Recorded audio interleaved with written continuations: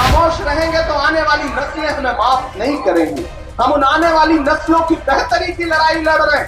जिस दिन सरकार बदलेगी उस दिन तुम्हारे 90% से ज्यादा मसलों के हल उसी दिन हो जाएंगे।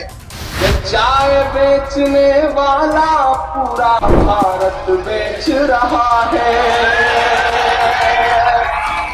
जालिम कहने की जुर्रत कैसे तोड़ोगे, छत तोड़ोगे लेकिन मेरी हिम्मत कैसे तोड़ोगे। ये तारीख सब में आपके मसलों पर चलती रहेगी, पूरा यकीन है मुझे। मैं इसलिए भी तेरे फन की कद्र करता हूँ, तू झूठ बोल के आंसू निकाल लेता है। मुझे ये बात पता है, डीजल और पेट्रोल को देखो रहा सैकड़ा मार, कहाँ सोया है चौकीदार, कहाँ सोया है चौकीदार।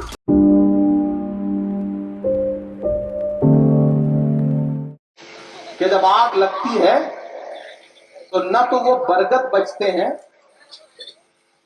जो हवा को आंधी में तब्दील करते हैं, और न वो बांस बचता है जिसकी आपस की रगड़ से चिंगारी पैदा होती है। फिर से मेरी बात को नोट करना कि जब आग लगती है तो न तो वो बरगद बचता है जो हवा को आंधी में तब्दील करता है, और न वो बांस बचते हैं जो आपसी रगड़ से चिंगारी पैदा करते हैं। मेरी इस बात को जहन नशीन कर लेना, मेरी इस बात को दिल में बिठा लेना कि लड़ाई एक दो विधायक जिताने की नहीं है। आपको सपना दिखाया जाएगा कि हम 70 सीट पे गुजरात में चुनाव लड़ेंगे। जहां से वो आते हैं, जिस तेलंगाना में उनका घर है, वहां 8 सीट पर लड़ते हैं। 119 में सिर्फ 8 सीट पर, यहां 70 पे लड़ेंगे। यूपी में जाएंगे तो 100 पे लड़ेंगे। मेरे भाई 70 सीट पे लड़ोगे, एक आध 2 सीट पे सम्मानजनक वोट पाओगे, बाकी पे जमानतें जब्त होंगी, लेकिन 100 सीटों पर भाजपा को फायदा पहुंचाओगे।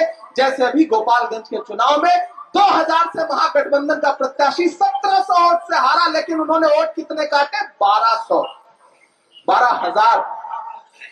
मैं किसी को पर्सनल तंज नहीं करता, लेकिन मुझे हैरत होती है कि जब एक एक तकरीर से, एक एक बात से भाजपा को फायदा पहुंचता है तो फिर ये समझ में क्यों नहीं आता लोगों की। तो मेरे नौजवान दोस्तों, खूब तकरीरें सुनो, खूब ताली बजाओ, लेकिन सियासी समझ पैदा करो अपने सामने।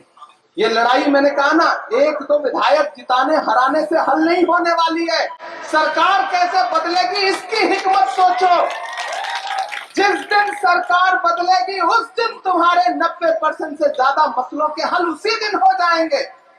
इस बात को जहन नशीन कर लेना। मैं उत्तर प्रदेश से आया हूं। हमसे ज्यादा बंटने का दर्द कौन समझ सकता है? हमसे ज्यादा उस नुकसान को कौन समझ सकता है? आज घरों के बाहर बुलडोजर खड़े हैं, लोगों के घर ढहाए जा रहे हैं, कोई सुनने वाला नहीं है। लेकिन हमें पता है कि हमें लड़ना तो पड़ेगा, हमें बोलना तो पड़ेगा। खामोश रहेंगे तो आने वाली नस्लें हमें माफ नहीं करेंगी। हम उन आने वाली नस्लों की बेहतरी की लड़ाई लड़ रहे हैं, और अलग ऐलान ये कह रहे हैं कि मेरे हिंदुस्तान से मेरी निस्बत कैसे तोड़ोगे, निस्बत कैसे तोड़ोगे। मेरे हिंदुस्तान से मेरी निस्बत कैसे तोड़ोगे, निस्बत कैसे तोड़ोगे। मेरे हिंदुस्तान से मेरी निस्बत कैसे तोड़ोगे। छत तोड़ोगे लेकिन मेरी हिम्मत कैसे तोड़ोगे।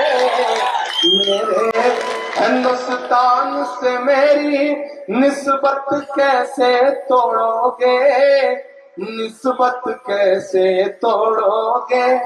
एक तरफ मगरूर सियासत के जालिम बुलडोजर है, सच बोल रहा हूं। एक तरफ मगरूर सियासत के जालिम बुलडोजर है, एक तरफ कुछ मजलूमों के सहमे सहमे छप्पर है। जालिम को जालिम कहने की जुर्रत कैसे तोड़ोगे? छत तोड़ोगे लेकिन मेरी हिम्मत कैसे तोड़ोगे? मेरे हिंदुस्तान से मेरी निस्बत कैसे तोड़ोगे? निस्बत कैसे तोड़ोगे? पैगाम वालों, मैं बहुत चीख चिल्ला के अपनी बात नहीं कहूंगा। तू समझता है कि रिश्तों की दुहाई देंगे, हम तो वो हैं तेरे चेहरे से दिखाई देंगे।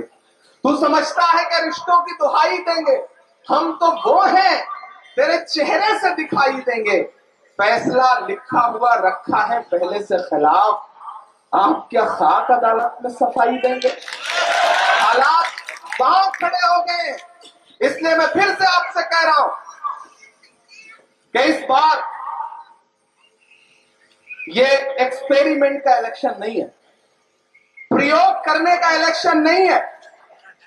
ये मत सोचिएगा कि नहीं यार, हमारे लोगों का एक शौक ये भी रहता है नया झंडा हाथ में पकड़ने का, ये बड़ा शौक है हमारे लोगों को। तो मैं आपसे ये कह रहा हूं कि ये वक्त वो वक्त नहीं है। तरीके और भी हैं, इस तरह परखा नहीं जाता। तरीके और भी हैं, इस तरह परखा नहीं जाता। चिरागों को हवा के सामने रखा नहीं जाता। ये जो जिग्नेश है, ये आपके लिए चिराग है। इस चिराग को और बड़ा बनाइए, इसे मशाल बनाइए। मुझे पता है ये तारीख शब में आपके मसलों पर जलती रहेगी, पूरा यकीन है मुझे। इसे बचाइए, इसे मजबूत करिए, इसे ताकत दीजिए। और अगर आपने ताकत दिया तो मैं जानता हूं कि ये खड़ा रहेगा आपके मुद्दों पर, वो चाहे गुजरात की असेंबली हो या दिल्ली की जंतर मंतर की सड़कें हो, ये शख्स पीछे नहीं हटेगा। ये मेरा यकीन है, ये मेरा मसला है, मैं जानता हूं इस बात को। आखिर में मैं 2-3 बातें आपसे और कहना चाहता हूं, वक्त तो बहुत कम है। जिग्नेश ने कहा कि 10 बजने से 1 मिनट पहले बंद कर दीजिएगा, वरना सरकार बहादुर तो इंतजार में है कि कहां से मौका मिले। मुझे भी पता है सरकार बहादुर बहुत परेशान हो गए आजकल, बहुत परेशान हो गए। अभी उस दिन जब वो दूसरे दिन वहां गए, जब हॉस्पिटल की रंगाई पुताई हुई, तो मुझे लगा कि अगर मोरबी के पुल की सही से रंगाई पुताई हो गई होती तो हॉस्पिटल की रंगाई पुताई की जरूरत ना पड़ती। और जब वो गए तो किसी पत्रकार साथी ने कहा कि इमरान साहब आप क्या कहेंगे? मैंने कहा मैं क्या कहूंगा, वो तो भावुक हो जाएंगे, अभी भावुक हो जाएंगे, एक संदेशा दे देंगे। मैं तो शायर हूं, किसी शायर ने कहा है कि वो तिजारती पहलू निकाल लेता है, मैं कुछ कहूं तो तराजू निकाल लेता है। मैं इसलिए भी तेरे फन की कद्र करता हूं, तू झूठ बोल के आंसू निकाल लेता है। मुझे ये बात पता है, मुझे ये पता है कि जब आप उनसे कहोगे कि पेट्रोल डीजल जो कांग्रेस की सरकारों के वक्त में 55 रुपए 60 रुपए लीटर बिका करता था, वो 100 क्यों पहुंच गया? तो वो कहेंगे हिंदू मुसलमान पे बात करो, टीवी चैनल आपके सामने थोप दिए जाएंगे। हैदराबाद से दिल्ली से लोग बुला के आपके सामने ऐसे खड़े कर दिए जाएंगे कि मजबूर होकर के आप उसी पे डिबेट करोगे। जब आप बात करोगे कि महंगाई पे बात करो, तो महंगाई पे बात नहीं करने दी जाएगी। मैं तो नया जिस दिन सांसद बन करके देश की पार्लियामेंट में आया, मैं तो उस दिन से गवाह हूं कि हमारे देश की वित्त मंत्री निर्मला ताई जी खड़ी हुई और उन्होंने कहा कि देश में महंगाई कहां है, महंगाई तो है ही नहीं। इतनी मासूमियत से उन्होंने कहा कि महंगाई तो है ही नहीं कि एक पल के लिए मुझे भी यकीन होने लगा कि महंगाई तो है ही नहीं। फिर मुझे मेरी ही नज्म याद आई कि कहां सोया है चौकीदार, कहां सोया है चौकीदार, कहां सोया है चौकीदार, कहां सोया है चौकीदार। डीजल और पेट्रोल को देखो रहा सैकड़ा मार, कहां सोया है चौकीदार, कहां सोया है चौकीदार। गैस सिलेंडर की कीमत भी 1000 के पार, कहां सोया है चौकीदार, कहाँ सोया है चौकीदार। पहला बंद पढ़ता हूं कि चाय बेचने वाला पूरा भारत बेच रहा है। सच बोल रहा हूं ना मैं, सच बोल रहा हूं ना कि चाय बेचने वाला पूरा भारत बेच रहा है। इसी काम में हासिल उन्हें महारत बेच रहा है।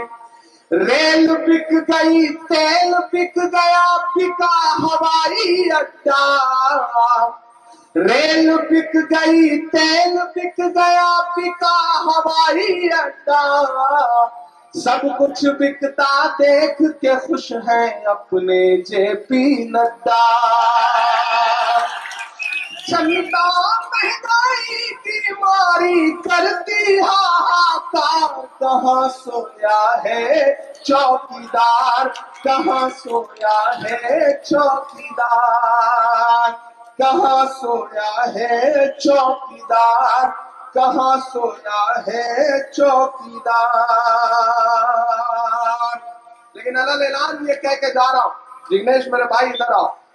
आवाम का है, किसान का है, सवाल लोगों की जान का है। ये जो आप हाथ देख रहे हैं ना एक दूसरे का, ये जो हाथ हम लोगों ने पकड़ा है ना, अगर ये हाथ आपने और मजबूत कर दिया तो ये हाथ सिर्फ बड़गाम तक महदूद नहीं रहेगा। इस हाथ की ये जो तपिश है और इस हाथ की जो ताकत है, हम इसे पूरे हिंदुस्तान में लेकर के जाएंगे और जो सपना आपने देखा है उसे मजबूत करेंगे, उसे